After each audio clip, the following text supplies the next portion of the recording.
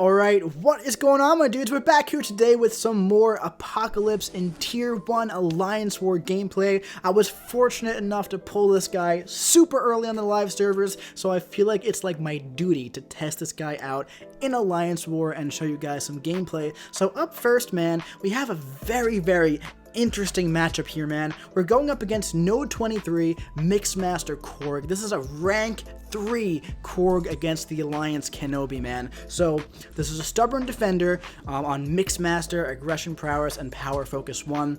This is a 300, let's just round it up, 300,000 health Korg defender here, man. And this here is one of the harder fights in all of Alliance War. You see it almost every single war. Dr. Doom is okay for it. Omega Red is how we usually do it, and you know, FaZe does a really great job. However, very often he ends the fight at very low health. Mixmaster is tough, man, because you can't do like medium, light, medium, and you can't really parry Korg and do parry light, medium. Except when we're using Apocalypse here. Well, we kind of can. See, Apocalypse has this thing in his abilities where any sort of Purify is not going to work against him. So if you parry Korg, he's not going to be able to purify your stun debuff. So we can just parry, light, parry, light. And if he were to evade, if we were to continue attacking him after the stun was done, and he were to continue evading us, what would happen is that little 10 underneath the Korg health bar there, that would keep going up until it gets to 100, and there would be a 100% chance for him not to evade. Or I'm sure there's a better way to say that, of course, but you know, after 10 evades, he'll never evade again. So overall, man, Apocalypse may be the #1 counter to this node here. Now, I believe this guy was running the Suicide Masteries. However, Korg is bleed immune, and he's only thrown 1 special attack. So that's really irrelevant here, man. We tossed off this special 2 when he had about 30% health left, and he was dead before it was even over. So all we did was we built up to a special 3, activated 2 random debuffs, and finished the fight with the special 2. Absolutely insane, man. One of the hardest fights on the map against a rank 3 Korg. Absolutely crazy. Honestly, man, it was super easy. One of the hardest fights. I brought Apocalypse up against one more fight here. We have this Black Widow Deadly Origin mini boss on Limber and the best defense and Brute Force and Spry.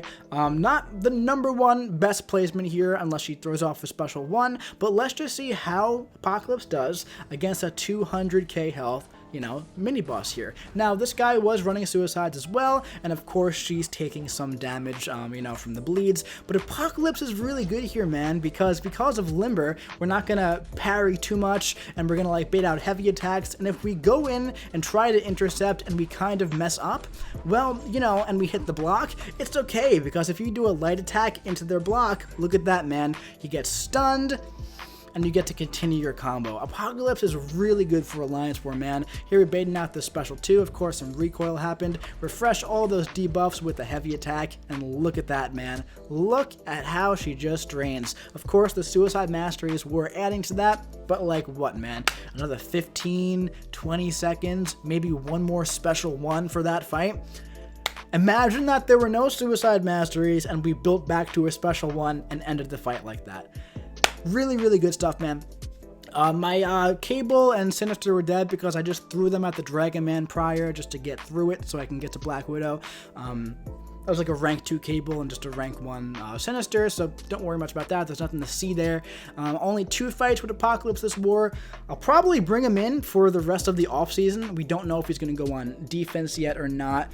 But honestly, man, I've really been enjoying him on offense. I think he's very useful, and I think he's going to be a little overrated as a defender. I don't think he's going to be the hardest defender in the world.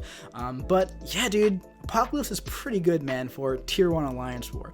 Even if you're not going to make somebody a horseman, you don't need to. Like, I didn't make anybody a horseman in this Alliance War, and he was useful on a mini-boss, and he was useful on that big Korg defender, dude. So, really sick stuff, man. Really awesome stuff.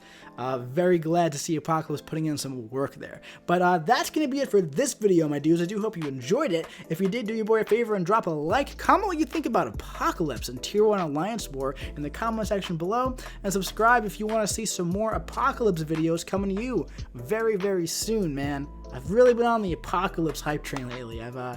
He's a great champion, a great addition to the game. More so for the synergies, but like a lot for him too. Anyway, my dudes, I'll be seeing you around.